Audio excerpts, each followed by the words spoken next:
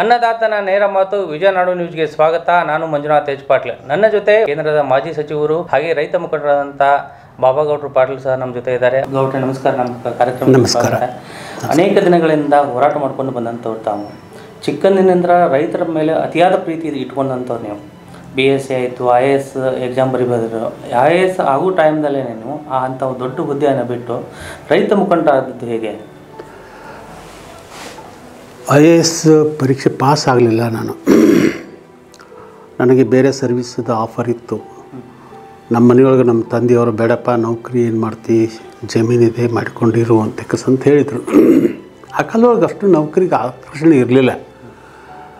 ಅಂತೂ ಹೊಲ ಮನೆ ಮಾಡಿಕೊಂಡಿರಬೇಕು, ಡಿಗ್ನಿಫೈಡ್ ಲೈಫ್ ಇದೆ ಅಂತಕ್ಕಂಥದ್ದು ಒಂದು ರೀತಿಯ ಮಾನಸಿಕತೆ ನಂದು ಪ್ರಾರಂಭ ಆಯಿತು. ಒಕ್ಕಲ್ತನ ಈ ದೇಶದ ಅಧಿಕಾರಶಾಹಿ ಮನೋಸ್ಥಿತಿ ಅರ್ಥ ಮಾಡಿಕೊಂಡೆ ನಾನು. ಗ್ರಾಮದ ಜನರೆಲ್ಲ ಕೂಡಿ ನನ್ನನ್ನು ಪಂಚಾಯಿತಿ ಚೇರ್ಮನ್ ಮಾಡಿದರು ಅವಿರೋಧವಾಗಿ. ಎಲ್ಲ ಸದಸ್ಯರನ್ನು ಅವಿರೋಧವಾಗಿ ಆಯ್ಕೆ ಆಯಿತು. ಈ ಅಧಿಕಾರಿಗಳು ಯಾವ ರೀತಿ ನಮ್ಮನ್ನು ನೋಡಿಕೊಂಡ್ರು ಅಂತಕ್ಕಂಥದ್ದು ನನಗೆ ಭಾಳ ನೋವಾಗಿ ಅಧಿಕಾರಿಗಳ ವಿರುದ್ಧ ಆಗಲೇ ಪ್ರಾರಂಭ ಆಯಿತು ನನ್ನ ಹೋರಾಟ. ನಾನು ಚುನಾಯಿತ ಪ್ರತಿನಿಧಿ, ನೀವು ಸ್ಯಾಲ್ರಿ ತೊಗೊಂಡು ಕೆಲಸ ಮಾಡುವಂಥವ್ರು, ನೀವು ನಮ್ಮನ್ನು ಒಂದು ರೀತಿಯಿಂದ ಕೆಳದರ್ಜೆಯವರು ಅಂತಕ್ಕಂಥ ನೋಡಿದರೆ ನಾವು ಒಪ್ಪೋದಿಲ್ಲ. ನಾವು ಮಾಸ್ಟರ್, ನೀವು ಸರ್ವಂಟ್ ಅಂತಕ್ಕಂಥದ್ದು ಒಂದು ಹೋರಾಟ ಚಾಲುವಾಯಿತು. ಹುಟ್ಟನೇ ಹೋರಾಟ. ನನಗೆ ನಮ್ಮೂರಿಗೆ ಎಲೆಕ್ಟ್ರಿಸಿಟಿ ಬೇಕು, ನಮ್ಮೂರಿಗೆ ಕುಡಿಯೋಕ್ಕೆ ನೀರು ಬೇಕು ಅಂತಕ್ಕಂಥ ಯಾರ ಹತ್ರನೂ ಹೋಗ್ತಿರಲಿಲ್ಲ. ನಾನು ನೇರವಾಗಿ ಹೋಗಿ ಅಧಿಕಾರಿಗಳ ಜೊತೆಗೆ ಹೋರಾಟ ಮಾಡಿ ಇವನ್ನೆಲ್ಲ ನಮ್ಮ ಗ್ರಾಮಕ್ಕೆ ಏನೇನು ಬೇಕು ಅದನ್ನು ತರುವಂಥದ್ದು ಮಾಡಿದ್ದೀವಿ. ನಾನು ಕಬ್ಬು ಬೆಳೆಯುವಂಥ ರೈತ. ಗಾನ ಮಾಡ್ತಿದ್ವಿ, ಬೆಲ್ಲ ಮಾಡ್ತಿದ್ವಿ. ಒಮ್ಮೆ ತಹಸೀಲ್ದಾರ್ ಬಂದ ಕಸ ಗಾನಕ್ಕೆಲ್ಲ ಇದನ್ನು ಮಾಡಿಬಿಟ್ಟ, ಜಪ್ತಿ ಅಂತಂದರೆ ಸೀಲ್ ಮಾಡಿದರು. ಪರ್ಮಿಷನ್ ಇಲ್ಲದೆ ಹೆಂಗೆ ಗಾನ ಆಡ್ತೀರಿ ನೀವು ಅಂತೇಳಿ. ಯಾವ ಅಪ್ಪನ ಪರ್ಮಿಷನ್ ಬೇಕು ನನಗಂತ ಕೇಳಿ. ಈಗ ನಿಮ್ಮ ಎದುರನ್ನ ಆ ಸೀಲ್ ಹರಿತೀನಿ ನೋಡ್ರಿ, ಏನು ಮಾಡ್ತೀರಿ ನನಗೆ, ಏನು ಮಾಡ್ತೀರಿ, ಕೇಸ್ ಹಾಕಿರಿ ಹಾಕ್ರಿ ಅಂತ ಸೀಲ್ ಹರಿದು ಮತ್ತೆ ಗಾನ ಚಾಲು ಮಾಡಿದ್ವಿ. ಅಂದ್ರೆ ಆ ಬ್ರಿಟಿಷರ ಪಳಿಯುಳಿಕೆ ಇತ್ತಲ್ಲ, ಬ್ರಿಟಿಷರು ನಮ್ಮನ್ನು ಯಾವ ರೀತಿ ಬಂಧನದೊಳಗೆ ಇಟ್ಟಿದ್ರು, ಅದೇ ಕಾನೂನುಗಳ ಮುಖಾಂತರ ಈ ದೇಶದ ಆಡಳಿತ ನಡೀತಿತ್ತು. ಅದರ ವಿರುದ್ಧ ಹೋರಾಟ ಆಗಲೇ ಪ್ರಾರಂಭ ಆಯಿತು. ಆಮೇಲೆ ಜಪ್ತಿ ಕಾನೂನು, 100-200 ರೂಪಾಯಿ ಬಾಕಿ ಕೊಡಬೇಕು, ಕಂದಾಯ ಬಾಕಿ ಕೊಡಬೇಕು, ಸೊಸೈಟಿ ಬಾಕಿ ಕೊಡಬೇಕು. ಅಷ್ಟಕ್ಕಾಗಿ ಜಪ್ತಿ ಮಾಡೋದು ಮನೆ. ಏನು ಜಪ್ತಿ ಮಾಡೋದ್ರಿ? ಹಂಡೆ ಜಪ್ತಿ ಮಾಡೋದು, ಎಮ್ಮೆ ಕರ ಬಿಚ್ಕೊಂಡು ಹೋಗೋದು, ಚಕ್ಕಡಿ ಎಳ್ಕೊಂಡು ಹೋಗೋದು. ಇನ್ನೂ ಒಂದು ಭಾಳ ಒಳಗೆ ಮನಸ್ಸಿಗೆ ಭಾಳ ನೋವಾಗುವಂಥ ವಿಷಯ ಹೇಳ್ತೀನಿ ನಿಮಗೆ. ಧಾರವಾಡ ಜಿಲ್ಲಾಧಿಕಾರಿ ಲೇಡಿ ಒಂದು ಮನೆಗೆ ಹೋಗಿ ಏನೂ ಅಲ್ಲಿ ಸಿಗದಕ್ಕೆ ಒಂದು ಹಸುಗೂಸು ತಿಂಗಳು ಕೂಸನ್ನು ಇದರಿಂದ ತೊಟ್ಲಿಂದ ಕೆಳಗಿಟ್ಟು ತೊಟ್ಲ ಜಪ್ತಿ ಮಾಡಿದ್ರಿ. ಇದು ಎಂಥ ಕಾನೂನು ಅಂತೇಳಿ ಅದ್ರ ವಿರುದ್ಧ ಹೋರಾಟ ಮಾಡಿದ್ವಿ. ಹೋರಾಟ ಅಷ್ಟೇ ಅಲ್ಲ, ಎಲ್ಲೆಲ್ಲಿ ಜಪ್ತಿ ಮಾಡಿ ಇಟ್ಟಿದ್ರಲ್ಲ, ದಾಸ್ತಾನು ಮಾಡಿದ್ರು ಜಪ್ತಿ ಸಾಮಾನುಗಳನ್ನ, ಅಲ್ಲೇ ಕರಡಿ ಮಜಲು ಹಚ್ಕೊಂಡು ಬಾರಿಸ್ತಾ ಓದಿಸ್ತಾ ಹೋಗಿ ಯಾರ್ಯಾರ ವಸ್ತು ಎಲ್ಲೆಲ್ಲಿದೆ ನೀವ ನೋಡ್ಕೊಂಡು ತೊಗೊಂಡು ಬರ್ರಿ, ನಮ್ಮನ್ನು ಏನು ಮಾಡ್ತಾರೆ ಮಾಡಲಿ ಅವರು ಅಂತೇಳಿ ಈ PLD ಬ್ಯಾಂಕಿಗೆ ಹೋಗಿ, ತಹಸೀಲ್ದಾರ್ ಕಚೇರಿಗೆ ಹೋಗಿ ಜಪ್ತಿ ವಾಪಸ್ ಮಾಡುವಂಥದ್ದನ್ನು ನಾವು ಮಾಡಿದ್ದೀವಿ. ಜನರಿಗೆ ಉತ್ಸಾಹ ಬಂತು.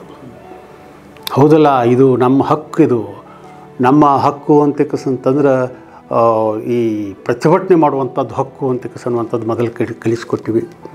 ಭಾಷೆ ಕಲಿಸ್ಕೊಟ್ಟಿವಿ. ನಾ ಏನು ತಪ್ಪು ಮಾಡಿದ್ದೇನೆ ಹೇಳಂತಕ್ಕಂತೇಳಿ ಧೈರ್ಯದಿಂದ ಮಾತಾಡೋಕ್ಕೆ ಪ್ರಾರಂಭ ಮಾಡಿದ್ದಾರೆ ರೈತರು.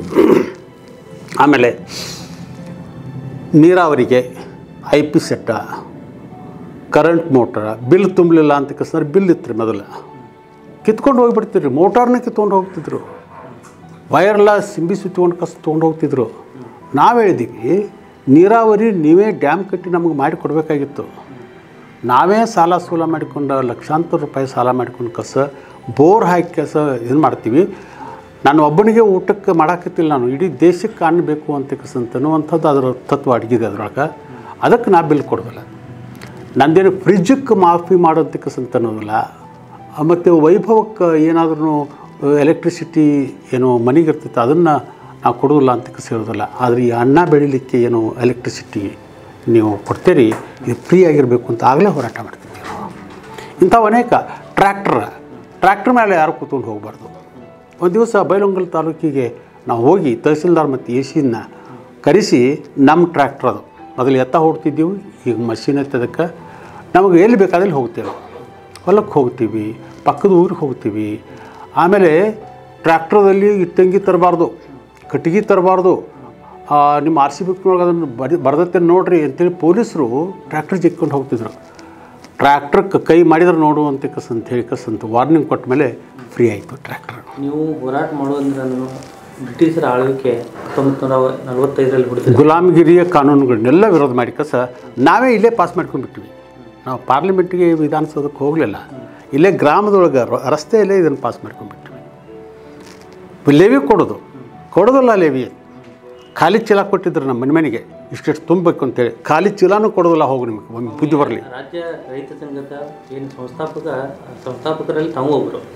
ನಾನು ಆ ನಿಟ್ಟಿನಲ್ಲಿ ನಂಜುಂಡಸ್ವಾಮಿ ಅವರಾಗಿರ್ಬೋದು, ಅನೇಕ ಹಿರಿಯ ನಾಯಕರ ಜೊತೆ ತಾವು ಕೂಡಿದ್ರಿ, ಅವ್ರ ಜೊತೆ ಹೋರಾಟದ ರೂಪರೇಷೆಗಳನ್ನು ಒಂದು ಮಾಡ್ಕೋತಾ ಇದ್ರಿ.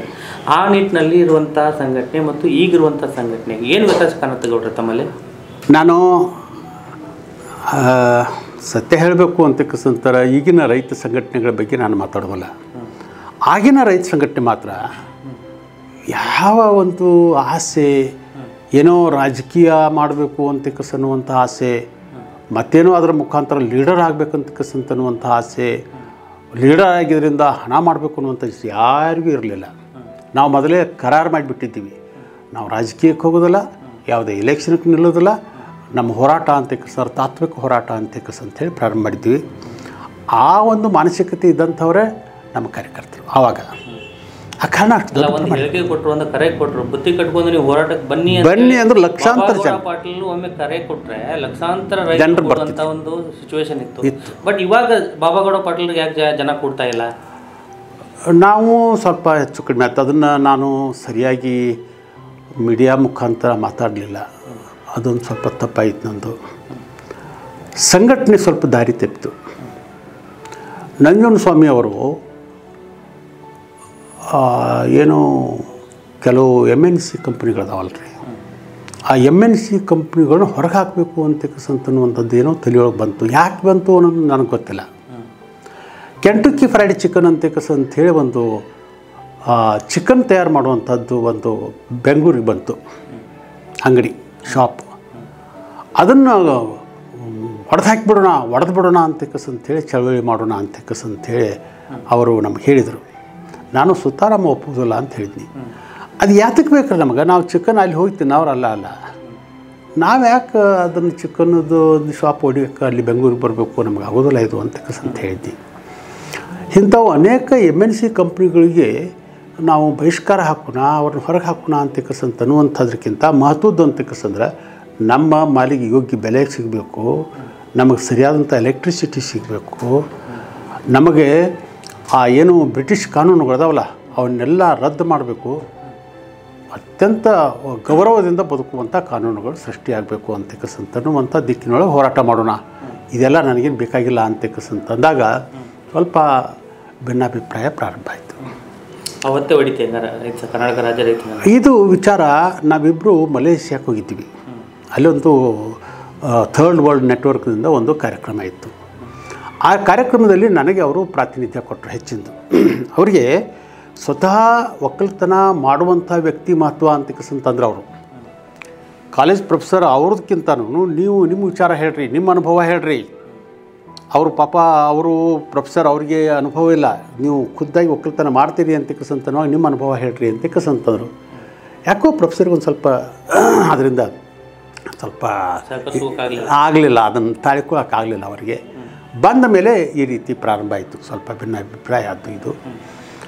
ಆಮೇಲೆ ನನಗೆ ರೈತರ ಬಗ್ಗೆ ಕಾಳಜಿ ಇರೋ ಕಾರಣಕ್ಕೆ ಅದಕ್ಕೆ ಪೆಟ್ಟಿತ್ತು ಒಡಕಾಯಿತು ಅಂತಕ್ಕಂಥ ನಾನಾ ಸರಿದು ಬಿಟ್ಟು ನಂತರ ಅವರಾದರೂ ಮಾಡಿಕೊಂಡು ಹೋಗಲಿ ಅಂತಕ್ಕಂಥ ಸದುದ್ದೇಶದಿಂದ ನಿಜವಾಗಿಯೂ ನಾನು ಹೊರಗೆ ಬಂದಾಗ ಯಡಿಯೂರಪ್ಪನವ್ರು ಏನಂತಕ್ಕಂತಂದರು, ಅಲ್ಲ ನೀವು ಹೋರಾಟ ಮಾಡುವಂಥದ್ದನ್ನು ರೈತರಿಗಾಗಿ, ನಾವು ರೈತರಿಗಾಗಿ ಹೋರಾಟ ಮಾಡಕತ್ತೀವಿ, ಸುಮ್ಮನೆ ನೀವು ಮನ್ಯಾಗ ಕೂತ್ರೆ ಏನಾಗೋದಿಲ್ಲ, ಇಲ್ಲ ಬರ್ರಿ ನಮ್ಮ ಜೊತೆಗೆ ಕೂಡಿ ಹೋರಾಟ ಮಾಡೋಣ, ನಮ್ಮಿಂದ ಎಷ್ಟಾಕೈತೋ ಅಷ್ಟು ಅನುಕೂಲ ಮಾಡೋಣ ರೈತರಿಗೆ, ಸುಮ್ಮನೆ ಕೂತ್ರೆ ಏನಾಗ್ತೈತಿ, ನಿಮ್ಮಂಥವ್ರು ಹೀಗೆ ಕೂಡಿರಬಾರ್ದು ಅಂತ ಹೇಳಿದರು. ಆಯಿತು ಮಾಡೋಣ ಅಂತೇಳಿ ಒಳಗೆ ಹೋಗ್ತೀವಿ. ಆಮೇಲೆ ತಮಗೆ ಗೊತ್ತಿಲ್ಲ, ಬೆಳಗಾವಿ ಕ್ಷೇತ್ರದಿಂದ ನಾನು MP ಅದೇ. ನಾನು ಟಿಕೆಟ್ ಕೊಡೋಂಥ ಯಾವ ಅಪ್ಪನ ಬಾಗಿಲಿಗೂ ಇವತ್ತಿಗೂ ಹೋಗಿಲ್ಲ. ನಾನು ಸ್ಪಷ್ಟವಾಗಿ ಹೇಳ್ತೀನಿ, ನಾನು ಎಂದೂ ಹೋಗಿಲ್ಲ. ನಾನು ಅವರಾಗೇನೋ ಬಂದು ಕಸ ನನಗೆ ಹೇಳಿಬಿಟ್ರು, 6-7 ಮತಕ್ಷೇತ್ರದೊಳಗೆ ಟಿಕೆಟ್ ನೀವು ಯಾರಿಗೆ ಕೊಡ್ತೀರಿ ಕೊಡ್ರಿ BJP ಅಂತ ಹೇಳಿದರು. ಗೆದ್ದು ಬಂದೆ. ಆಮೇಲೆ ಮಿನಿಸ್ಟ್ರ್ ಆಗುವಾಗೂ ಪ್ರಮಾಣ ಮಾಡಿ ಹೇಳಿ ಎಲ್ಲರೂ, ಇವತ್ತು ಯಡಿಯೂರಪ್ಪನವ್ರದಾರ, ಅವರಾಗಿನೇ ಎಲ್ಲರೂ ಕೂಡಿಕಸ್ ಮಾತಾಡಿ ವಾಜಪೇಯಿ ಅವರಿಗೆ ಮನವರಿಕೆ ಮಾಡಿಕೊಟ್ಟ ನನಗೆ ಮಂತ್ರಿ ಸ್ಥಾನ ಕೊಟ್ಟರು. ವಾಜಪೇಯಿ ಅವರು ಭಾಳ ನನ್ನನ್ನು ಪ್ರೀತಿಯಿಂದ ನೋಡ್ತಿದ್ರು. ನನಗೂ ಅಪಾರ ಗೌರವ ಅವ್ರ ಬಗ್ಗೆ ಇತ್ತು. ಒಂದು ಮಾತು ಹೇಳಿದ್ರು ಅವರು, ಅಪ್ಪ ನೀನು ಗ್ರಾಮೀಣ ಕ್ಷೇತ್ರದಿಂದ ಬಂದಮ್ಮ, ನಿನಗೆ ಅನುಭವ ಹೆಚ್ಚು, ಅನುಭವ ಜ್ಞಾನಕ್ಕಿಂತ ಪುಸ್ತಕ ಜ್ಞಾನ ಹೆಚ್ಚಿಂದಲ್ಲ, ನಿನ್ನ ಅನುಭವದ ಮೇಲೆ ಏನೇನು ಮಾಡ್ತೀವಿ ನೀನು ಮಾಡಿಬಿಡು, ನಿನಗೆ ಪೂರ್ಣ ಸ್ವಾತಂತ್ರ್ಯ ಕೊಡ್ತೀವಿ ಅಂತೇಳಿ ಇಂಡಿಪೆಂಡೆಂಟ್ ಚಾರ್ಜ್ ಕೊಟ್ಟರು. ನಾನು ಏನೋ ಒಂದು ನಿರ್ಣಯ ಮಾಡ್ತೀನಿ ಕ್ಯಾಬಿನೆಟ್ ತಂದ್ರೆ ಅದು ಪಾಸ್, 2 ಮಾತೇ ಇರಲಿಲ್ಲ. ಇಷ್ಟು ವಿಶ್ವಾಸ ಇತ್ತು. ಕಡಿಮೆ ಅವಧಿಯೊಳಗಾದರೂ ನಾನು ಈ ಹೊಲಗಳಿಗೆ ಜಮೀನುಗಳಿಗೆ ಹೋಗುವಂಥ ರಸ್ತೆ ಮಾಡಬೇಕು ಅಂತಿಕಸಂದಾಗ ಅದೊಂದು ದೊಡ್ಡ ಯೋಜನೆನ ಹಾಕಿಬಿಡೋಣ ಅಂತ ಹೇಳಿಬಿಟ್ರು ಅವರು, ಗ್ರಾಮ ಸಡಕ್ ಯೋಜನೆ ಅಂತಿಕಸಂತೇಳಿ. ಗ್ರಾಮ ಸಡಕ್ ಯೋಜನೆ ಬಾಬಾಗೌಡರು ನನ್ನಿಂದ ಹೇಳಲೇಬೇಕಾದ್ರೆ ಇವತ್ತು ಇವರೆಲ್ಲರೂ ಕೂಡ ಹೇಳಿ, ಈ ಮೋದಿ ಅವ್ರು ಹೇಳಿ ಯಾರು ಅದನ್ನು ಮಾಡಿದರು ಅಂಥೇಳಿ. ಆಮೇಲೆ ಜಿಲ್ಲಾ ಪಂಚಾಯಿತಿ ಗ್ರಾಮ ಪಂಚಾಯಿತಿಗೆ ನೇರ ಭಾರತ ಸರ್ಕಾರದಿಂದ ಹಣ ಕೊಡುವಂಥ, ಪ್ರತಿ ವರ್ಷ ಗ್ರ್ಯಾಂಟ್ ಕೊಡುವಂಥದ್ದು ನಾನೇ ಮಾಡಿದ್ದು. ಅಭಿಮಾನದಿಂದ ಹೇಳ್ತೀನಿ ನಾನು, ಬಡಿವಾರ ಅಲ್ಲ, ಇದು ಅಭಿಮಾನ. ಇದು ನನ್ನ ಗ್ರಾಮಕ್ಕೆ ಹಣ ಅಲ್ಲಿ ಡೆಲ್ಲಿಯಿಂದ ಬರಬೇಕು, ನನ್ನ ಪಾಲು ಬರಬೇಕು ಅಂತನ್ನುವಂಥದ್ದು ನನ್ನ ಆಸೆ, ಮೊದಲಿನ ಆಸೆ. ಗಾಂಧೀಜಿಯವರ ರಾಮರಾಜ್ಯದ ಕನಸು, ಗ್ರಾಮೀಣ ಭಾಗ ಸುಧಾರಣೆ ಆಗಬೇಕು ಸರಿ. ಅದು ಬಾಬಾಗೌಡ ಪಾಟೀಲರು ಎತ್ತಿ ಹಿಡಿದ್ರು. ಆ ಕಾನೂನನ್ನು ಜಾರಿಗೆ ತಂದು ಪ್ರಧಾನಮಂತ್ರಿ ಗ್ರಾಮ ಸಡಕ್ ಯೋಜನೆಯನ್ನು ಜಾರಿಗೆ ತಂದಂಥ ಶ್ರೇಯಸ್ಸು ಬಾಬಾಗೌಡರು ಪಾಟೀಲಿಗೆ ಹೋಗತ್ತೆ. ಅಲ್ಲ, ನಾವೇ ಮಾಡಿದ್ದದು. ನನಗೆ ಶ್ರೇಯಸ್ಸು ಅದು ಇದನ್ನಕ್ಕಿಂತ ನನಗೇನು ಖುಷಿ ಅಂತಂದ್ರೆ, ನನ್ನ ಅಣ್ಣ ತಮ್ಮಂದಿರು ನಮ್ಮ ಎತ್ತುಗಳು ಏನು ಮಾರ್ಗ ಈಗೆಲ್ಲ ಮಾಡಿದ್ದೀವಲ್ಲ, ದಾರಿ ಮಾಡಿದ್ದೀವಿ, ಭಾಳ ಖುಷಿಯಾಗಿ ಹೋಗಿ ಹೊಲಕ್ಕೆ ಬರಲಿ ಅಂತ ಅನ್ನುವಂಥದ್ದು ನೋಡುವಂಥದ್ದೇ ನನಗೆ ಖುಷಿ. ಅಂಥ ರೈತ ನಾಯಕರು ಮತ್ತು ಕೇಂದ್ರದ ಸಚಿವರಾದಂಥ ತಾವು ಒಂದು ಕರೆ ಕೊಟ್ಟರೆ ಸಾಕು, ಇದ್ದಂಥ ಸರ್ಕಾರಗಳು ಗಡಗಡ ನಡುಗ್ತಾ ಇತ್ತು. ಅಂತಹ ಸಮಯದಲ್ಲಿ ರಾಜ್ಯ ರೈತ ಸಂಘವನ್ನು ಬಿಟ್ಟು ಹೊರಗೆ ಬರ್ತೀರಿ, BJPಯನ್ನು ಸೇರ್ತೀರಿ. BJP ಸೇರಿದ ತದನಂತರ ಮಿನಿಸ್ಟರ್ ಆಗ್ತೀರಿ. ಮಿನಿಸ್ಟರ್ ಆಗಿ ಹೊರಗೆ ಬಂದಾದ ಮೇಲೆ BJPಯನ್ನು ತಾವೇ ಸ್ವತಃ ಬೈಕೋತಾ ತಿರುಗಾಡ್ತೀರಿ, ನೀವು ಮೋಸಗಾರರು ಅಂತೇಳಿ BJP ನಾಯಕರು ಅನೇಕ ಸಾರಿ ಹೇಳಿದ್ದಾರೆ. ಅದಕ್ಕೇನು ಹೇಳ್ತಾರೆ ಹಾಗಾದರೆ? ಈಗ ಯಡಿಯೂರಪ್ಪನವ್ರು ಬೇಕಾದ್ರೆ ಹೇಳಿ, ಮೋದಿ ಅವ್ರಿಗೂ ನನಗೂ ಪರಿಚಯ ಇದೆ, ಅವ್ರು ಬೇಕಾದ್ರೆ ಹೇಳಿ, ನಾನೇನಾದರೂ ಮೋಸ ಮಾಡಿದರೆ, ಆ ಪಕ್ಷಕ್ಕೆ ಏನಾದರೂ ಕಲಂಕ ಹಚ್ಚಿದರೆ, ಏನಾದರೂ ಭ್ರಷ್ಟಾಚಾರ ಮತ್ತೇನೋ ಮಾಡಿದರೆ ಓಪನ್ನಾಗಿ ಹೇಳಲಿ ಬೇಕಾದ್ರೆ, ನಾನು ರೆಡಿ. ಅದಕ್ಕೆ ನಾನು ಏನೂ ಮಾಡಿಲ್ಲ. ನಾನು 2ನೇ ಸಾರಿ BJP ಪಕ್ಷದಿಂದ ಚುನಾವಣೆಗೆ ನಿಂತಾಗ ಇವರೆಲ್ಲರೂ ಕೂಡಿ, ನಮ್ಮ ಸ್ಟೇಟ್ ಲೀಡರ್ಸ್ ಕೂಡಿ ಒಪ್ಪಂದ ಆದಂಥ ಏನು ಕ್ಷೇತ್ರಗಳಿದ್ದು, ಅಸೆಂಬ್ಲಿ ಕ್ಷೇತ್ರ ನಮಗೂ ಮತ್ತು ರಾಮಕೃಷ್ಣ ಹೆಗಡೆ ಅವರ ಪಾರ್ಟಿಗೂ ಒಪ್ಪಂದ ಆಗಿ ಅವರಿಗೆ ಹೋದಂಥ ಕ್ಷೇತ್ರದಲ್ಲಿ ಇವರು ರಹಸ್ಯವಾಗಿ ತಮ್ಮ ಪಕ್ಷದ ಅಭ್ಯರ್ಥಿನೂ ಹಾಕುವಂಥದ್ದು ಮಾಡಿ ನನ್ನನ್ನು ಇವರು ಸೋಲಿಕ್ಕೆ ಒಂದು ಪ್ರಯತ್ನ ಮಾಡಿದ್ರು ಅಂತಕ್ಕಂತಂದ್ರೆ ನಮ್ಮ ರಾಜ್ಯ ಮುಖಂಡರನ್ನು ಮಾಡಿದ್ರಲ್ಲ. ವಾಜಪೇಯಿ ಅವರು ಇಲ್ಲ ಬೆಳಗಾವಿಗೆ ಬರ್ತೀನಿ ನಾನು, ಬಾಬಾಗೌಡ ಪಾಟೀಲ್ರ ಅವಶ್ಯಕತೆ ಐತಿ, ಅವ್ರು ಗೆಲ್ಲಬೇಕು ಅಂತಕ್ಕಂತೇಳಿ 2 ಸಾರಿ ಇಲ್ಲಿ ಕಾರ್ಯಕ್ರಮ ಕೊಟ್ಟರು ಬೆಳಗಾವ್ಕ. ನಮ್ಮ ರಾಜ್ಯ ಮುಖಂಡರು ಇಲ್ರಿ ಅಲ್ಲೇ ಮರಾಠಿ ಕನ್ನಡ ಅಂತಕ್ಕಂತ ಹೇಳಿ ಭಾಳ ದೊಡ್ಡ ಒಂದು ಸಮಸ್ಯೆ ಐತಿ, ಯಾರಾದರೂ ಮರಾಠಿ ಜನ ಕೇಳಿದ್ರೆ ಏನು ಹೇಳ್ತೀರಿ ಅವಾಗ, ಬೆಳಗಾವಿ ಮಹಾರಾಷ್ಟ್ರಕ್ಕೆ ಸೇರಬೇಕು ಏನು ಕರ್ನಾಟಕದಾಗ ಉಳಿಬೇಕು ಅಂತ ಕೇಳಿದ್ರೆ ಉತ್ತರ ಏನು ಕೊಡ್ತೀರಿ, ಅದಕ್ಕೆ ಅಲ್ಲಿ ಬರಕ್ಕೆ ಹೋಗ್ಬೇಡ್ರಿ ಅಂತ ಹೇಳಿಬಿಟ್ರು. ವಾಜಪೇಯಿ ಅವ್ರು ಬರಲಿಲ್ಲ, ಅವ್ರಿಗೆ ಗೊತ್ತಿಲ್ಲ ಪಾಪ ಇದೆಲ್ಲ. ಈ ರಾಜ್ಯ BJP ನಾಯಕರ ಸ್ವಯಂಕೃತ ಅಪರಾಧದಿಂದ ನೀವು ಆ ಎಲೆಕ್ಷನಲ್ಲಿ ಸೋಲ್ಬೇಕಾಗಿತ್ತು. ಅದ್ರ ಬಿಟ್ಟು ಮತ್ತೇನು ಕಾರಣ ಇದೆ ರೀ? ಅದೇ ಕಾರಣ. ಮತ್ತೆ ಪ್ರಮುಖವಾಗಿ ಬೆಳಗಾವಿಯ ನಾಯಕರು ಯಾರಾಗಿರ್ಬೋದು ನಿಮ್ಗೆ ಆ ಸೋಲಿಗೆ ಕಾರಣ ಆಗಿರ್ಬೋದು? ರಾಜ್ಯ ನಾಯಕ ಯಡಿಯೂರಪ್ಪನವರು ಅವಾಗ ಅನಂತಕುಮಾರ್ ಅಂತೇಳಿ ಒಬ್ಬರಿದ್ದರು, ಯಡಿಯೂರಪ್ಪನವರು ಅಂತಿಕಿಸಿದ್ರು. ಈಗೂ ಹೇಳಿದವರು ಆ JDU ನಮ್ಮ ಒಪ್ಪಂದದ ಪ್ರಕಾರ ಒಂದು ದಿವಸ ಆವಾಗ ಬೆಳಗಾವಿ ಜಿಲ್ಲಾ ಪಂಚಾಯತ್ ಅಧ್ಯಕ್ಷರಂತ ಬಸಗೌಡ ಪಾಟೀಲ್ರು ಕಲ್ಲೋಳಿ ಅವ್ರ ಮನೆಯೊಳಗೆ ಕೂತ್ಕೊಂಡು ಇಡೀ ಎಲ್ಲ ನಮ್ಮ ಕ್ಷೇತ್ರದ ಆ ಪಕ್ಷದ ಕಾರ್ಯಕರ್ತರು ಕೂಡಿ ನನಗೊಂದು ವಾರ್ನಿಂಗ್ ಕೊಟ್ಟರು. ನಮಗೆ ಯಾವ ಸೀಟ್ ಬಿಟ್ಟಿದ್ದೀರಿ ಅಲ್ಲೇ ನಮ್ಮ ಪರವಾಗಿ ನೀವು ಕ್ಯಾನ್ವಾಸ್ ಮಾಡಬೇಕು, ನಮಗೆ ಓಟ್ ಹಾಕಿಸ್ಬೇಕು, ನಿಮಗೆ ಯಾವ ಬಿಟ್ಟಿದ್ದೀವಿ ಅಲ್ಲಿ ನಿಮ್ಮ ಪರವಾಗಿ ನಾವು ಹೇಳ್ತೀವಿ ನಮ್ಮ ಪಾರ್ಟಿಯಿಂದ ಅಂತ ಹೇಳಿದರು. ಇಲ್ಲ ಆತು ಅಂತಕ್ಕಂದ್ರೆ ನಾವೆಲ್ಲರೂ ಕೂಡಿಕಸ್ ನಿಮ್ಮನ್ನು ಸೋಲಿಸ್ಬಿಡ್ತೀವಿ ಅಂತೇಳಿ ಒಂದು ತೀರ್ಮಾನ ತೊಗೊಂಡ್ರು. ಅದನ್ನು ಅನಂತಕುಮಾರ್ ಮತ್ತು ಯಡಿಯೂರಪ್ಪನವ್ರಿಗೆ ಹೇಳಿದ್ದೆ ನಾನು, ನೋಡ್ರಿ ಹಿಂಗೈತಿ ಪರಿಸ್ಥಿತಿ ಅಂತೇಳಿ. ಮಾಡೋಣ ತೋಡ್ರಿ, ಹೇಳಿಕೆ ಕೊಡ್ಸೋಣ ಅಂಥೇಳಿ ಏನೂ ಮಾಡಲಿಲ್ಲ. ಕೊನೆಗೆ ದೊಡ್ಡ ಸಭೆಯೊಳಗನ ರಾಮದುರ್ಗದೊಳಗೆ ನನಗೆ ಇಳಿಬಾರ್ದು, ನೀವು ವೇದಿಕೆ ಬಿಟ್ಟು ಇಳಿಬಾರ್ದು ಅಂತ ಘೇರಾವ್ ಹಾಕಿದ್ರು ಎಲ್ಲ ಕಾರ್ಯಕರ್ತರು, JDU ಕಾರ್ಯಕರ್ತರು. ಏನಂತೇಳಿ ಹೇಳಿದರು, ನಮಗೆ ಯಾದವಾಡ ಮಹಾದೇವಪ್ಪಗೆ ಬಿಟ್ಟು ಕೊಟ್ಟಿದ್ದೀರಿ ಈ ಸೀಟ, ನೀವು ಯಾರೋ ಲೇಡಿಯನ್ನು ಕೊಟ್ಟಿದ್ದೀರಿ ಅಲ್ಲಿ, ಯಾರಿಗೆ ಓಟ್ ಹಾಕಬೇಕು ಅನ್ನುವಂಥದ್ದು ಹೇಳಿ ಇಳಿರಿ ಅಂತ ಹೇಳಿದರು. ನನಗೆ ಭಾಳ ಮುಜುಗರ ಆತವಾಗ. ಇಲ್ಲ ನಮ್ಮ ಪಕ್ಷದ ವರಿಷ್ಠರು ತೀರ್ಮಾನ ಮಾಡ್ತಾರಂತೇಳಿ ಪಕ್ಷದ ಹಿತ ಕಾಯಬೇಕು ಅಂತ ಕೆಳಗಿಳಿದ್ನಿ. ಆವತ್ತೇ ತೀರ್ಮಾನ ಆಯಿತು JDUದ್ದು ವಿರುದ್ಧ ಓಟ್ ಹಾಕೋಣ ಅಂತೇಳಿ. ಮತ್ತು ಯಾರು ಸೋಲಿಸ್ತಾರೆ? ನಿಮ್ಮವ್ರನ್ನೇ ಸೋಲಿಸ್ತಾರೆ. ಆದರೆ ಒಬ್ಬ ರೈತ ಮುಖಂಡರಾಗಿ ದಕ್ಷಿಣ ಕರ್ನಾಟಕ ಮತ್ತು ಉತ್ತರ ಕರ್ನಾಟಕ ರೈತ ಮುಖಂಡರ ನಡುವೆ ಯಾವಾಗಿದ್ರೂ ಒಂದು ಸಮನ್ವಯತೆ ಕೊರತೆ ಕಾಡ್ತಾ ಇದೆ. ಆ ಕಾರಣದಿಂದ ಇವತ್ತು ರಾಜ್ಯ ರೈತ ಸಂಘವನ್ನು ಆಳ್ತಾ ಇರೋದು ದಕ್ಷಿಣದವರು, ಉತ್ತರದವರೆಲ್ಲ. ಬಾಬಾಗೌಡ ಪಾಟೀಲ್ರು ಅದನ್ನು ತಗೊಂಡು ಸಂಘಟನೆ ಮಾಡ್ಕೊಂಡು ಹೋಗ್ಬೋದಾಗಿತ್ತು, ಬಟ್ ಅದನ್ನು ನೀವು ಮಾಡಲಿಲ್ಲ. ಕೆಲವು ರಾಜ್ಯ ಸಮಿತಿಯಲ್ಲಿ ಈ ವಿಷಯದ ಬಗ್ಗೆ ಪ್ರಸ್ತಾಪ ಆಯಿತು. ಬಾಬಾಗೌಡ ಪಾಟೀಲ್ರೇ ಯೋಗ್ಯ, ಅವರೇ ಹೇಳಬೇಕು. 4 ಲಕ್ಷ 5 ಲಕ್ಷ ಜನ ಸೇರಿದಾಗ ಅವ್ರ ರೈತರು ಅದು ಮಾತಾಡೋಕ್ಕೆ ಪ್ರಾರಂಭ ಮಾಡಿದ್ರಂತೆ ಇವರ ನಂಜುಂಡಸ್ವಾಮಿ ಹೇಳ್ತಿದ್ರು ನನಗೆ, ಬಾಬಾಗೌಡ ಪಾಟೀಲ್ರ ನಾವು ಹೇಳಿದ್ರೆ ಸುಮ್ಮನೆ ಆಗೋದಿಲ್ಲ, ನೀವೊಂದು ಸ್ವಲ್ಪ ಎದ್ದು ಹೇಳ್ರಿ, ಸುಮ್ಮನೆ ಆಗ್ತಾರೆ ಜನ ಅಂತ ಹೇಳಿದರು. ಅದೆಲ್ಲ ನಮ್ಮನ್ನು ಮರೆ ಮಾಚಾಕತ್ತಿದ್ದಾರೆ ಬೇಕಂತಾರೆ. ಯಾರ್ಯಾರು ಮರೆ ಮಾಚಾತಾರೆ ಅನ್ನುವಂಥದ್ದು ನನಗೆ ಗೊತ್ತು. ಇಲ್ಲೇ ಮುಧೋಳದಾಗ ಒಂದು ಸಭೆ ಇತ್ತು, ನಂಜುಂಡಸ್ವಾಮಿ ಅವ್ರು ಇದ್ದರು, ನಂಜುಂಡಸ್ವಾಮಿ ಕೊಡ್ರಿ ನೀವು ಬಾಬಾಗೌಡ ಪಾಟೀಲ್ರು ಮಾತಾಡ್ರಿ ಅಂತಂದರು. ಎಷ್ಟು ಸಿಡಿಮಿಡಿ ಆದ್ರು ಅಂತಂದ್ರೆ ಇವರು ನಂಜುಂಡಸ್ವಾಮಿಯವರು, ಯಾಕೆ ನಾನು ಕನ್ನಡ ಮಾತಾಡಕತ್ತೀನಿ ನಿಮ್ಗೆ ಅರ್ಥ ಆಗೋದಿಲ್ಲ ಏನಂತಂದ್ರು. ಎಲ್ಲ ಗೊತ್ತೈತೆ ಕೊಡ್ರಿ ನಿಮ್ಮ ಕನ್ನಡ, ಅದು ಗೌಡ್ರು ಮಾತಾಡಲಿ ಅಂತ ಹೇಳ್ತಿದ್ರು. ಆ ಮಟ್ಟಕ್ಕೆ ಒಂದು ಏನೋ ಅಭಿಮಾನ ಒಂದು ರೈತರದ್ದು ಇತ್ತು. ಆ ಮಾತು ಬೇರೆ. ಆದರೆ ನೀವು ಈಗ ಹೇಳಿದ್ರಲ್ಲ ಉತ್ತರ ಕನ್ನಡ ದಕ್ಷಿಣ ಕನ್ನಡ ಅಂತೇಳಿ, ಇದನ್ನು ಭಾಳ ಪ್ರಾಂಜಲ ಮನಸ್ಸಿನಿಂದ ಒಪ್ಪಿಕೊಳ್ಳುವಂಥ ಮಾತಿದು. ಇವತ್ತಿಗೂ ದಕ್ಷಿಣ ಕರ್ನಾಟಕದವರು ಅಂತ ನನಗೆ ಬೇಜಾರಿಲ್ಲ, ಆದರೆ ಅಧಿಕಾರ ಗಿಟ್ಟಿಸ್ಕೊಳ್ಳೋಕೆ ಭಾಳ ದೊಡ್ಡ ಚಾಣಾಕ್ಷರ ಅವರು. ಅಧಿಕಾರ ಸಿಗ್ತೈತೆ ಅಂತ ಸರ್ ಏನೇನು ಕಸರತ್ತುಗಳು ಮಾಡಿ ತೊಗೋಬೇಕು ಅದನ್ನು ತೊಗೊಂಡೇ ತೀರ್ತಾರೆ ಅವರು.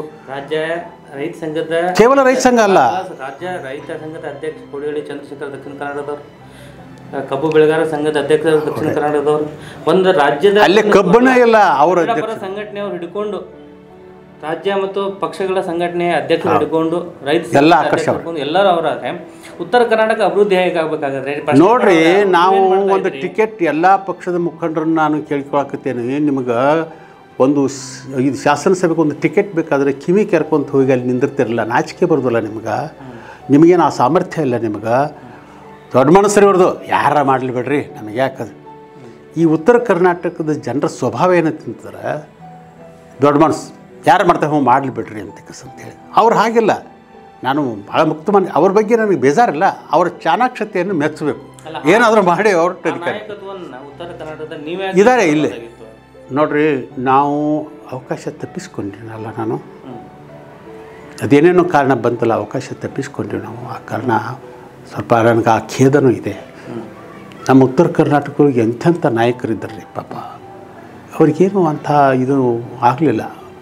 ಇಡೀ ಕರ್ನಾಟಕ ಹಿಡ್ಕೊಳ್ಳುವಂಥ ಒಂದು ಅವಕಾಶ ಸಿಗಲಿಲ್ಲ ಅಂತಂದ್ರೆ ಬೇಡ, ನಾವು ಅದ್ರಾಗ ವಿಫಲ. ಅಲ್ಲ, ಭೂಮಿ ಇಲ್ಲದವ್ರ ಜೊತೆಗೆ ರೈತ ನಾಯಕರಾಗ್ತಾರೆ. ಭೂಮಿ ಇಲ್ಲದವ್ರು ರೈತ ನಾಯಕರಾದ್ರೆ ಕಬ್ಬು ಅಷ್ಟು ನಮ್ಮ ಒಂದು ಫ್ಯಾಕ್ಟ್ರಿ ಏನು ಕಬ್ಬು ನುರಿಸ್ತೈತಿ ಅಷ್ಟು ಇಡೀ ಮಂಡ್ಯ ಜಿಲ್ಲಾ ಅಲ್ಲೆಲ್ಲ ಬೆಳಿತಾರೆ ರೀ.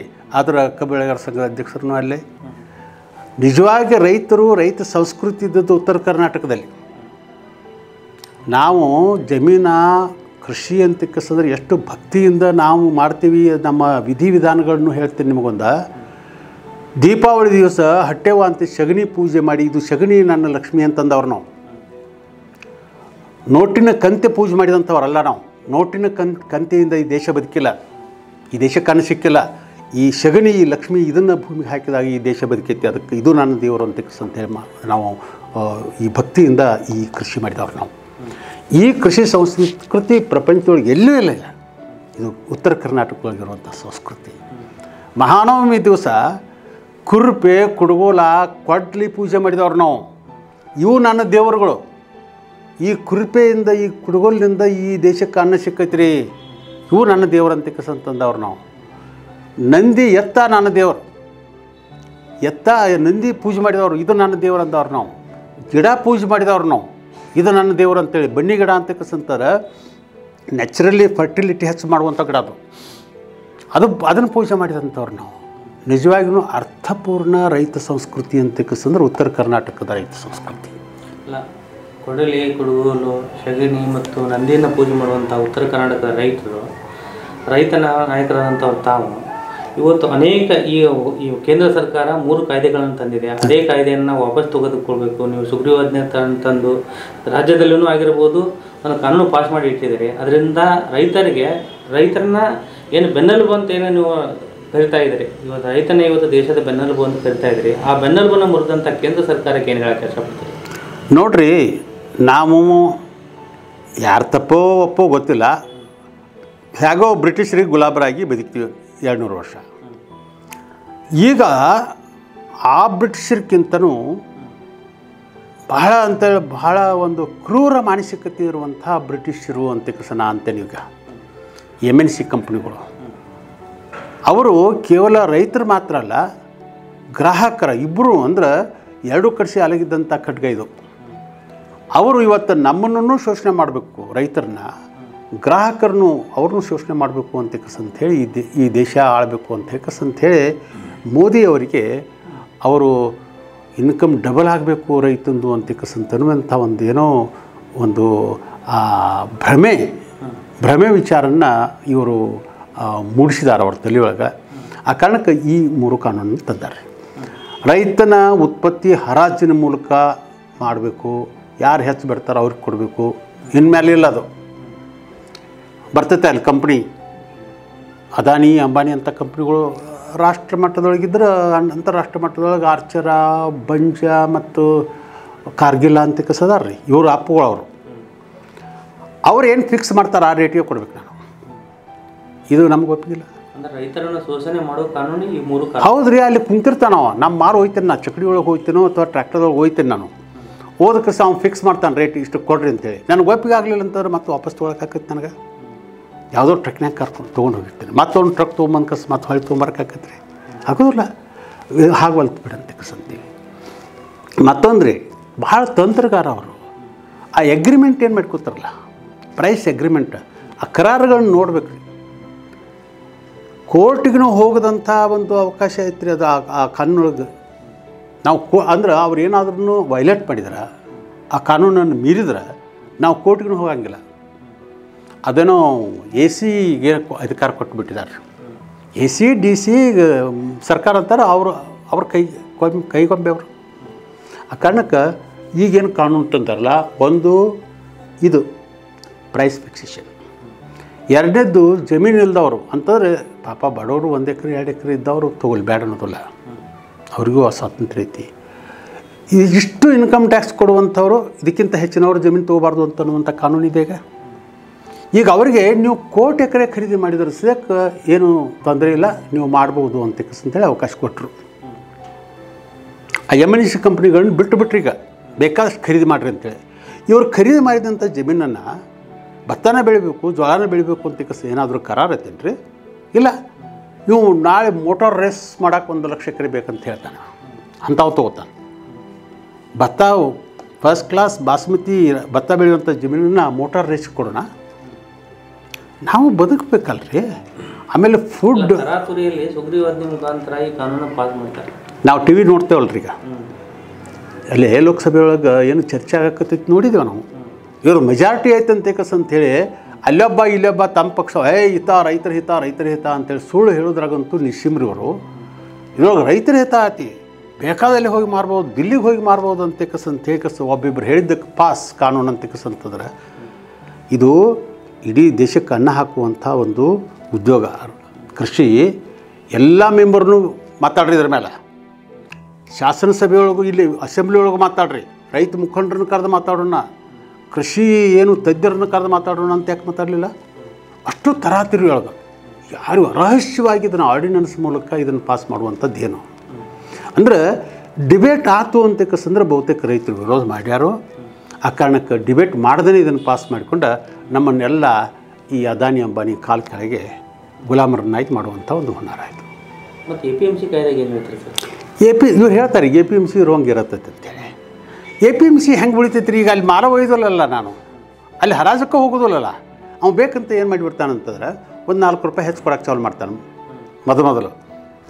ಎಲ್ಲರೂ ಅವನಂತೆ ಹೋಗಿ ಕಸ ಹಾಕಿಬಿಡ್ತೀವಿ ನಾವು.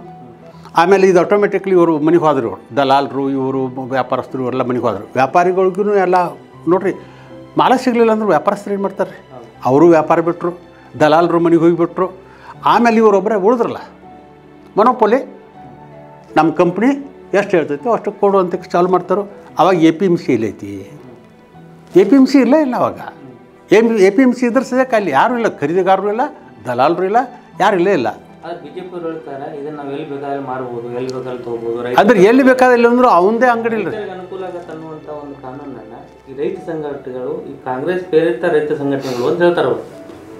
ನೋಡ್ರಿ, ನಾನು ಈ ವಿಭಜನೆ ಮಾಡೋಕ್ಕೆ ಹೋಗೋದಿಲ್ಲ. ಕಾಂಗ್ರೆಸ್ ವೋಟ್ ಹಾಕಿಬಿಟ್ರೆ ನಾವು ಕಾಂಗ್ರೆಸ್ನ ರೀ ರೈತರಪ್ಪ. ನಾನು ಮೊದಲು ವೋಟ್ ಹಾಕುವಾಗ ಕಾಂಗ್ರೆಸ್ ನಾವು ಏನೋ ನಮಗೇನೋ ಅನುಕೂಲ ಅಂತ ಸರ್ ಕಾಂಗ್ರೆಸ್ಗೆ ವೋಟ್ ಹಾಕೀವಿ. ಇವ್ರಿಗೆ ಯಾರು ಮೊದಲು ವೋಟ್ ಹಾಕ್ತೀವಿ? ಇವರು ಇದಾರಲ್ಲ, ಈಗ BJP ಒಳಗೆ ಇದಾರಲ್ಲ, ಇವ್ರು ಯಾರಿಗಾರು ವೋಟ್ ಹಾಕ್ತಿರಂದ್ರು ಮೊದಲು ಕಾಂಗ್ರೆಸ್ಗೆ ವೋಟ್ ಹಾಕ್ತಿದ್ರು. ಇವ್ರ ಪಕ್ಷದೊಳಗೆ ಯಾರ್ಯಾರು ಇದಾರೆ ಈಗ? ಕಾಂಗ್ರೆಸ್ನವ್ರು ಇದ್ದಾರೆ. ಇವಾಗ 1 to 100 ತನಕ ಹೇಳ್ತೇನೆ ನಾನು. ಇವ್ರ ಪಾರ್ಟಿ ಒಳಗಿರುವಂಥವ್ರು ಕಾಂಗ್ರೆಸ್ನವ್ರಲ್ಲ, ಕಾಂಗ್ರೆಸ್ ಮುಖಂಡ್ರನ್ನಲ್ಲ. ಮತ್ತು ಕಾಂಗ್ರೆಸ್ ಅಂತ ಯಾಕನ್ನತ್ತೀರಿ? ನಾವು ರೈತರು ಒಂದ ಕೃಷಿಗೆ ಸಂಬಂಧಿಸಿದಂಥ ವ್ಯವಹಾರಕ್ಕೆ ನಾವೆಲ್ಲ ರೈತರು. ಎಲೆಕ್ಷನ್ ಬಂದಾಗ ಯಾವ್ಯಾವ್ದು ಪಾರ್ಟಿ ಯಾವ್ಯಾವುದೋ ಕಾರಣಕ್ಕೆ ಕೇವಲ ಕಾಂಗ್ರೆಸ್ ಪಾರ್ಟಿನ ಅಂತೇಳಿ ಗಟ್ಟಿಯಾಗಿ ವೋಟ್ ಹಾಕುವಂಥದ್ದು ಏನಿಲ್ಲ. ಅಂಥ ಏನೂ ಭಾಗ ಮಾಡಿಲ್ಲ ನಾವು ಈ ದೇಶ. ನಮಗೆ ಯಾರು ಬೇಕೋ ಅವ್ರಿಗೆ ವೋಟ್ ಹಾಕ್ತೀವಿ.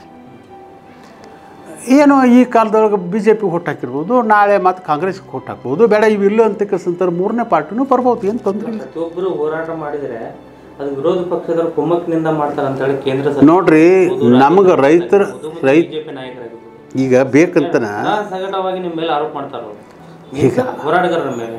ಈ ಹೋರಾಟನ ಮುಂದಿನ ದಿನಗಳಲ್ಲಿ ಹೇಗೆ ನಡ್ಕೊಂಡು ಹೋಗ್ತೀರಿ ಮತ್ತು ಅದ್ರ ಬಗ್ಗೆ ನೀವೇನು ಹೇಳಕ್ಕೆ ಇಷ್ಟಪಡ್ತೀರಿ? ಈ ತಪ್ಪೇನ? ಈಗ ಕಾಂಗ್ರೆಸ್ಗೆ ವೋಟ್ ಹಾಕಿದ ಅಂತಕ್ಕಂಥ ಒಂದೇ ಕಾರಣಕ್ಕೆ ಅವ್ನು ರೈತ ಅಲ್ಲ ಅಂತೀರಿ. ಆ ರೈತ ಕಾಂಗ್ರೆಸ್ಸಿನ ರೈತರಿಗೆ ಇದು ಅನುಕೂಲ ಇಲ್ಲ, ಇದು BJP ರೈತರಿಗೆ ಅನುಕೂಲ ಅಂತ ಹಿಂಗೇನಾದರೂ ಕಾನೂನು ಮಾಡ್ತೀರಿನ? ಕಾನೂನು ಒಂದೇ.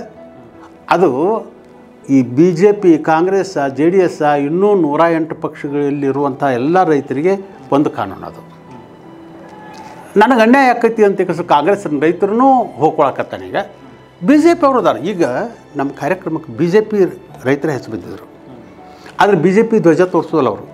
ಯಾಕಂತಂದ್ರೆ ನಾಳೆ ಚುನಾವಣೆ ಐತಲ್ಲ, ಪಂಚಾಯಿತಿ, ಅದು ಇದು ಸುಮ್ಮನೆ ಯಾಕೆ ಅನೇಕ ಕಾರಣ ಇರ್ತಾವೆ ಅದಕ್ಕೆ. ಮತ್ತೊಂದು, ಅಧಿಕಾರದೊಳಗೆ ಇದ್ದಂಥವ್ರು ಬೆನ್ನು ಹತ್ತಿಕೊಂಡು ಹೋಗ್ತಿರ್ತಾರೆ. ಸಹಜ, ಇದು ಮನುಷ್ಯನ ಸ್ವಭಾವ. ಇದು ಏನೋ ಕೆಲಸ ಬಂದರೆ ನಮಗೆ ಅನುಕೂಲ ಆಗಲಿ ಅಂತೇಳಿ ಆ ಪಾರ್ಟಿ ಮುಖಂಡನ ಬೆನ್ನು ಹತ್ತಿರ್ತಾರೆ. ಇಲ್ಲ ಅನ್ನೋದಿಲ್ಲ. ಆ ಕಾರಣಕ್ಕೆ ನೀವು ಇದು ಕಾಂಗ್ರೆಸ್ ಪ್ರೇರಿತ ಅಥವಾ ಮತ್ತೊಂದು ಪಾರ್ಟಿ ಪ್ರೇರಿತ ಅಂತಕ್ಕಂಥದ್ದು ತಪ್ಪು. ಎಲ್ಲ ಪಾರ್ಟಿಯವರಿಗೆ ರೈತರ ವಿಷಯ ಬಂದಾಗ ತನ್ನ ಒಳಗಿನ ವಿಚಾರವನ್ನು ಎಕ್ಸ್ಪ್ರೆಸ್ ಮಾಡುವಂಥ ಹಕ್ಕು ಸಂವಿಧಾನದ ಹಕ್ಕು ನಮ್ಮದು. ನಾವು ಮಾತಾಡಬೇಕಾಕತಿ. ಹಂಗಾರೆ ಅವ್ರು ಮಾತಾಡಬಾರ್ದೇನು ರೀ? ಕಾಂಗ್ರೆಸ್ಸಿನ ರೈತರಿಗೆ ಅನ್ಯಾಯ ಆದ್ರೆ ಉಳಿದ ರೈತರು ಬಹುತೇಕ ಅವರು ಅನ್ಯಾಯಕ್ಕೆ ಹೋಗ್ಕೊಳಕತ್ತಾರೆ. ನಾವು ರೈತರು ನಾವು ಯಾಕೆ ಅದ್ರ ವಿರುದ್ಧ ಹೋಗ್ಕೋಬಾರ್ದು ಅಂತೇಳಿ ಅವ ಅಂದ್ರೆ, ನೀ ಯಾಕೆ ಹೋಗ್ಕೊಳಕತ್ತಿ ಅಂತ ಯಾಕಂತೀರಿ? ಅವಗೂ ಪೆಟ್ಟತ್ತಲ್ಲ. ಮತ್ತು ಆ ನಿಟ್ಟಿನಲ್ಲಿ ಇವತ್ತು ನೀವು ಹೋರಾಟ ಮಾಡ್ತಾ ಇದ್ದೀರಿ. ಕೇಂದ್ರ ಸರ್ಕಾರ ಸಪೋಸ್ ಏನಾದರೂ 3 ಬಿಲ್ಗಳನ್ನು ವಾಪಸ್ ತೆಗೆದುಕೊಳ್ಳಲಿಲ್ಲ ಅಂತಂದರೆ ನಿಮ್ಮ ಮುಂದಿನ ಹೋರಾಟ ಹೇಗಿರುತ್ತೆ? ಅದು ಬಗೆಹರಿಯೋ ತನಕ, ಅಂದರೆ ವಾಪಸ್ ತಗೊಳ್ಳೋ ತನಕನೂ ಹೋರಾಟ ಮುಂದುವರಿಬೇಕು ಅಂತ ನನ್ನ ಇಚ್ಛೆ. ಬಹುತೇಕ ಅಲ್ಲಿ ನಮ್ಮ ಸ್ನೇಹಿತರು, ಪಂಜಾಬದ ಸ್ನೇಹಿತರು, ಹರಿಯಾಣ, ಉತ್ತರ ಪ್ರದೇಶ, ಈಗ ಸ್ವಲ್ಪ ಮಹಾರಾಷ್ಟ್ರ, ಮಧ್ಯಪ್ರದೇಶದವ್ರು ಬಂದಾರೆ. ಈಗ ಅವರೆಲ್ಲ ಬಹುತೇಕ ಅದು ವಾಪಸ್ ತಗೊಳ್ಳೋ ತನಕ ಚಳವಳಿ ಮುಂದುವರಿಸಬೇಕು ಅಂತ ತೀರ್ಮಾನಕ್ಕೆ ಬಂದಾರೆ. ಈಗ ಕರ್ನಾಟಕದಲ್ಲಿರುವಂಥ ರೈತ ಸಂಘನ ತಾವು ಮತ್ತೊಮ್ಮೆ ಏನಾರು ಲೀಡ್ ಮಾಡ್ತೀರಾ? ನೋಡ್ರಿ, ಹೋರಾಟದ ಮುಖಾಂತರ, ಯಾಕಂದ್ರೆ 3 ಬಿಲ್ಲನ್ನು ತೆಗೆದು ವಾಪಸ್ ತಗೋಬೇಕು ಅಂತ ಕರ್ನಾಟಕದಾದಂಥ ಏನೋ ಹೋರಾಟ ಅಂದ್ರೆ ರೂಪುರೇಷೆ ನಾವು ಇತ್ತೀಚೆಗೆ ಅದನ್ನು ವಿಚಾರ ಮಾಡಿದ್ದೀವಿ. ಏನಂತಂದರೆ, ಗಾಂಧೀಜಿಯವರು ಏನು ಹೇಳ್ತಿದ್ರು ಅಂತಂದ್ರೆ, ಜನಜಾಗೃತಿ ಮುಖ್ಯ, ಪಕ್ಷಕ್ಕಿಂತ ಜನಜಾಗೃತಿ ಮುಖ್ಯ. ಅದಕ್ಕೆ ಕಾಂಗ್ರೆಸ್ಸನ್ನು ಬೇಕಾದ್ರೆ ವಿಸರ್ಜನೆ ಮಾಡ್ರಿ ಅಂತ ಕಸಂದಿದ್ರು. ಯಾಕಂದರೆ ಜನಜಾಗೃತಿ ಆಗೋದಿಲ್ಲ, ಬರೀ ಹೆಸರಿನ ಮೇಲೆ ಹೋಗ್ತೈತಿ ಅಂತ ಹೇಳಿ. ಅದಕ್ಕೆ ಗಾಂಧೀಜಿಯವರ ಆಶಯದಂತೆ ನಾವು ಈ ಕಾನೂನುಗಳ ಬಗ್ಗೆ ಹಿತ ಅಹಿತ ಅಂತಕ್ಕಂಥದ್ದನ್ನು ಮನವರಿಕೆ ಮಾಡಿಕೊಡುವಂಥ ಒಂದು ಜನಜಾಗೃತಿ ಕಾರ್ಯಕ್ರಮ ನಾವು ಮಾಡ್ತೀವಿ. ಸರ್, 3 ಕಾನೂನುಗಳು ಜನರಿಗೆ ಆ ಕಾನೂನಲ್ಲಿ ಏನಿದೆ ಅಂತ ಇನ್ನಾದರೂ ಅರ್ಥ ಆಗಿಲ್ಲ. ಗೊತ್ತಾಗಿಲ್ರಿ. ನಿಮ್ಮಂಥ ಎಜುಕೇಟೆಡ್ ಮತ್ತು ರಾಜಕೀಯದಲ್ಲಿ ಇದ್ದಂಥವ್ರಿಗೆ ಅದರ ಅನುಭವ ಅವ್ರಿಗೂ ಇಲ್ರಿ. ನಾ ಕೇಳ್ತೇನೆ, ನಮ್ಮ ಶಾಸಕರನ್ನ ಕೇಳ್ತೇನೆ, ಯಾವ್ಯಾವ ಕಾನೂನು ಹೇಳಪ್ಪ ಅವರು ಕೊಡ್ತಾರೆ. ಯಾಕಂದ್ರೆ ರೈತರಿಗೆ ತಿಳಿಯುವಾಗ ಏನಾದರೂ ಎಕ್ಸ್ಪ್ಲನೇಷನ್ ಕೊಡ್ತಾರೆ, ಯಾವ ಕಾನೂನು ಇದರಲ್ಲಿ ಏನಿದೆ, ಇದರ ಅಡ್ಡ ಪರಿಣಾಮಗಳೇನು, ರೈತರ ಮೇಲೆ ನೇರ ಪರಿಣಾಮ ಬೀರುವಂತಹ ಅಡ್ಡ ಪರಿಣಾಮಗಳು ಏನಂತ ಏನಾದ್ರು ತಿಳಿಸೋ ಪ್ರಯತ್ನ ಮಾಡ್ತೀವಲ್ಲ. ಈಗ ಹೇಳಿದ್ನಲ್ಲ, ಇವಾಗ ಕಾನೂನುಗಳು ಒಂದೊಂದು ಎಕ್ಸ್ಪ್ಲೇನ್ ಮಾಡ್ಬೋದು ನೋಡ್ರಿ. Farming, produce, trade and commerce, facilitation and promotion ಅಂತಕ್ಕಂಥದ್ದು 2020 ಆ್ಯಕ್ಟ್. ಇದು ಒಂದು. ಕೃಷಿ ಉತ್ಪಾದನೆ, ಕೃಷಿ ವ್ಯಾಪಾರ, ಕೃಷಿ ವಾಣಿಜ್ಯ, ಅದಕ್ಕೆ ಸೌಕರ್ಯಗಳು, ಫೆಸಿಲಿಟೇಷನ್ ಮತ್ತು ಪ್ರಮೋಷನ್, ಅದನ್ನು ವೃದ್ಧಿಗೊಳಿಸೋದು. ಹೇಳ್ತಾರೆ ಇವ್ರು ಏನಕ್ಕೇನ್ರ. ಈಗ ನಾನು ಅವನು 3 ಹೇಳೋದಕ್ಕಿಂತ ಒಂದು ಮಾತು ನೆನಪಾತು ಹೇಳ್ತೀನಿ ನಿಮ್ಗೆ. ಆತ್ಮನಿರ್ಭರ ಅಂತ ಮಾತಾಡಿದ್ರು ಅವರು ಪ್ರಧಾನಮಂತ್ರಿಗಳು. ಏನು ಇವರಿಗೆ ಸರಿಯಾದಂಥ ತಿಳುವಳಿಕೆ ಇರುತ್ತಿಲ್ಲ, ನನಗೆ ಗೊತ್ತಾಗಲ್ತು. ಈ ವರ್ಷ 70,000 ಕೋಟಿ ರೂಪಾಯಿದ್ದು ಅಡುಗೆ ಎಣ್ಣೆಯನ್ನು ವಿದೇಶದಿಂದ ತರ್ಸಕತ್ತೀವಿ ನಾವು. ಇಂಡೋನೇಷ್ಯಾ, ಬ್ರೆಜಿಲ್, ಆ ಕಡೆಸಿಂದ ಈ ಕಡೆಸಿಂದ 70,000 ಕೋಟಿ ರೂಪಾಯಿ. ಈ ದೇಶದ 166% ಜನ ವಿದೇಶಿ ಎಣ್ಣೆಯನ್ನು ತಿಂದು ಬದುಕೈತವ. ಪಾಮಾಯಿಲ್ ಅಂತ ತಿಂತದ್ದು. ಅದಕ್ಕೆ ಹಾರ್ಟ್ ಅಟ್ಯಾಕ್ ಆಗುತ್ತೆ ನಮ್ಗೆ. ಇವ್ರ ಕಾರಣದಿಂದ ನಾನು ಬಿಜೆಪಿ ರೈತರಿಗೆ ಹಾರ್ಟ್ ಅಟ್ಯಾಕ್. ನಾವು ಒಂದು ಕಾಲಕ್ಕೆ ಎಣ್ಣೆ ಕಾಳುಗಳನ್ನು ರಫ್ತು ಮಾಡ್ತಿದ್ದೀವಿ. ನಾನು ಶೇಂಗಾ ಬೆಳೆಯುವಂಥ ರೈತರ 300 ಚೀಲ ಶೇಂಗಾ ಬೆಳಿತಿದ್ದೀನಿ ಪ್ರತಿ ವರ್ಷ. ಈಗ ತಿನ್ನಕ್ಕೆ 2 ಚೀಲ ಶೇಂಗಾ ಇಲ್ಲ, ಧಾರವಾಡ ಪೇಟೆಗೆ ಹೋಗಿ ತೊಗೊಂಬಂದೆ ನಾನು ಈ ವರ್ಷ. ಇದ್ದದ್ದನ್ನು ಹೇಳ್ತೀನಿ. ಬೆಲೆ ಇಲ್ಲ ಅದಕ್ಕೆ ದುಡಿಯುವಂಥವ್ರಿಗೆ ಪಗಾರ ಹೆಚ್ಚಿನ ವೇತನ ಇದನ್ನು ಕೊಡಬೇಕು ಅಂತಂದ್ರೆ, ಕೂಲಿ ಕೊಡಬೇಕು ಅಂದ್ರೆ ಸಾಧ್ಯ ಆಗ್ತಾಯಿಲ್ಲ. ಅವರು ಬೆಳಗಾವಿಗೆ ಹೊಂಟಿದ್ದಾರೆ, ಅಲ್ಲಿ 500 ರೂಪಾಯಿ ಕೊಡ್ತಾರೆ. ನೀವು ಎಷ್ಟು 200 ಕೊಡ್ತೀರಿ, 300 ಕೊಡ್ತೀರಿ, ಬರೋದಿಲ್ಲ. ನಾವು ಏನು ಮಾಡ್ತೀರಿ? ಶೇಂಗಾ ಹಾಕ್ತೀರಿ. ಶೇಂಗಾ ಕೇಳೋರು ಯಾರು, ಶೇಂಗಾ ಕೊಯ್ಯೋರು ಯಾರು? ಅದಕ್ಕೆ ನನಗೆ ಬೆಲೆ ಸಿಕ್ಕಿದ್ರೆ ನನ್ನ ಅಂತ ಬಂದಿರೋ ಅವ್ರು ಕೂಲಿಕಾರರು. ನನ್ನ ಏನು ಉತ್ಪಾದನೆ ಒಳಗೆ ಅವ್ರದ್ದು ಸರಿಯಾದ, ನಾವು ರೈತನ 3 ತಾಳು ಕೂರಿಗೆ ಒಂದು ತಾಳ ನಂದು ಅಂತಕ್ಕಂತಿದ್ವು ನಮ್ಮ ಗ್ರಾಮ್ಯ ಭಾಷೆದೊಳಗೆ. 1 ತಾಳ ಇವರು ಯಾರು ಐಗಾರರು, ಕಂಬಾರ, ಕುಂಬಾರ, ನಾವಲಿಗ, ಅದು ಎಲ್ಲ ಕೆಲಸ ಮಾಡುವಂಥವ್ರು. 1 ತಾಳ ಕೂಲಿಕಾರ, ಮತ್ತೊಂದು ತಾಳ ಮಾತ್ರ ನನಗೆ. ಎಲ್ಲ ಹಂಚ್ಕೊಂಡು ತಿನ್ನುವಂಥ ಸ್ವಭಾವ ನಮ್ಮದು. ಈಗ ಇವರು ಏನು ಹೇಳಕತ್ತಾರೆ ನಮಗಂತಕ್ಕಂತಂದ್ರೆ, ಇವರು ಇಲ್ಲ ಕೃಷಿ ಕಾರ್ಮಿಕರು ಬೇರೆ, ಕೃಷಿಕರು ಬೇರೆ, ಈ ರೀತಿ ವಿಂಗಡಣೆ ಮಾಡಕತ್ತಾರೆ ನಮ್ಮನ್ನು, ಮಾಡಕತ್ತಿದ್ದಾರೆ. ಹೌದು. ಆ ಕಾರಣಕ್ಕೆ ನಾವು ಮತ್ತೆ ಒಕ್ಕಟ್ಟಾಗಬೇಕು. ಈಗ ಇಡೀ ಗ್ರಾಮದ ರೈತರು ಎಲ್ಲ ಒಕ್ಕಟ್ಟಾಗಬೇಕು. ಇಂಥ ಕಾನೂನುಗಳನ್ನು ತಿರಸ್ಕಾರ ಮಾಡುವಂಥ ಒಂದು ಸಂಘಟನೆ ಅವಶ್ಯಕತೆ ಇವತ್ತಿದೆ. ವಿಜಯನಾಡು ಮುಖಾಂತರ, ನಮ್ಮ ಚಾನಲ್ ಮುಖಾಂತರ ರಾಜ್ಯ ರೈತರಿಗೆ ಮತ್ತು ದೇಶದ ರೈತರಿಗೆ ಯಾವ ಸಂದೇಶನ ಕೊಡ್ತಿರ್ತಾವೆ ಅಂತ ಕೇಳ್ತಾರೆ. ನಮ್ಮ ರೈತರು ಮುಗ್ಧರು, ಸರಿಯಾದಂಥ ತಿಳುವಳಿಕೆ ಕೊಡುವಂಥ ವಿಚಾರಗಳನ್ನು ವಿಜಯನಾಡು ಈ ಚಾನಲ್ಲ ಮುಂದಾದರೆ ನಾವು ಅದಕ್ಕೆ ಭಾಳ ದೊಡ್ಡ ಗೌರವ ಕೊಡ್ತೀವಿ, ದೊಡ್ಡ ನಮಸ್ಕಾರ ಹೇಳ್ತೀವಿ. ಯಾಕಂತಂದ್ರೆ ನಮ್ಮಲ್ಲಿ ಕೊರತೆ ಇದೆ. ಪ್ರತ್ಯಕ್ಷಣ ರೈತರನ್ನ ಕಂಡು, ಗ್ರಾಮಾಂತರ ಪ್ರದೇಶವನ್ನು ಕಂಡು ಅವ್ರಿಗೆ ತಿಳುವಳಿಕೆ ಹೇಳುವಂಥ ಜನರ ಕೊರತೆ ಇದೆ ನಮಗೆ. ಅಂಥ ಏನೋ ಹುಡುಗರು ಇನ್ನೂ ಶಾಲೆ ಕಲಿತ ಹುಡುಗರು ನಮ್ಮಲ್ಲಿ ಬಂದಿಲ್ಲ. ಆ ಕಾರಣಕ್ಕೆ ಈ ಮಾಧ್ಯಮದ ಮೂಲಕ ಆದರೂ ವಿಜಯನಾಡು ಈ ದಿಕ್ಕಿನೊಳಗೆ ಪ್ರಯತ್ನ ಮಾಡ್ತೈತೆ ಅಂತಕ್ಕಂತಾರೆ. ಇವ್ರಿಗೆ ಸಾವಿರ ಸಾರಿ ನಮಸ್ಕಾರ ಹೇಳ್ತೀನಿ. ನಮ್ಮ ಕೆಲಸ ನೀವು ಮಾಡಕತ್ತೀರಿ, ನಿಮಗೆ ಅನಂತ ನಮಸ್ಕಾರ, ಮಾಡಿರಿ ಇದನ್ನು ಅಂತಕ್ಕಂತೇಳಿ. ನೋಡಿದರೆಲ್ಲ ವೀಕ್ಷಕರೇ, ಅನ್ನದಾತ ಮತ್ತು ರೈತ ಮುಖಂಡರಾದಂಥ ಬಾಬಾಗೌಡ ಪಾಟೀಲರು ನಮ್ಮ ಜೊತೆ ಇಲ್ಲಿವರೆಗೂ ರೈತರಿಗೆ ಯಾವ ಥರನಾಗಿ ಕೇಂದ್ರ ಸರ್ಕಾರ ವಂಚಿಸ್ತಾ ಇದೆ, ಈ ಕೇಂದ್ರ ಸರ್ಕಾರದ ವಿರುದ್ಧ ನಮ್ಮ ನಿರಂತರ ಹೋರಾಟ ಇದ್ದೇ ಇರುತ್ತೆ. ಈ ಕೇಂದ್ರ ಸರ್ಕಾರ ತಂದಂಥ 3 ಬಿಲ್ಗಳನ್ನು ವಾಪಸ್ ತೆಗೆದುಕೊಳ್ಬೇಕು, ಇಲ್ಲದಿದ್ದರೆ ಮುಂದಿನ ದಿನಗಳಲ್ಲಿ ಉಗ್ರವಾದಂಥ ಹೋರಾಟ ಮಾಡ್ತೀವಿ ಅಂತೇಳಿ ಕೇಂದ್ರ ಸರ್ಕಾರಕ್ಕೆ ಎಚ್ಚರಿಕೆ ನೀಡಿದ್ದಾರೆ. ಇದೇ ಥರನಾಗಿ ಇನ್ನೊಬ್ಬ ಅನ್ನದಾತನ ಜೊತೆ ಮುಂದಿನ ವಾರ ನಿಮ್ಮ ಮುಂದೆ ಇರುತ್ತೇನೆ. ಅಲ್ಲಿವರೆಗೂ ಕಾಯ್ತಾ ಇರಿ.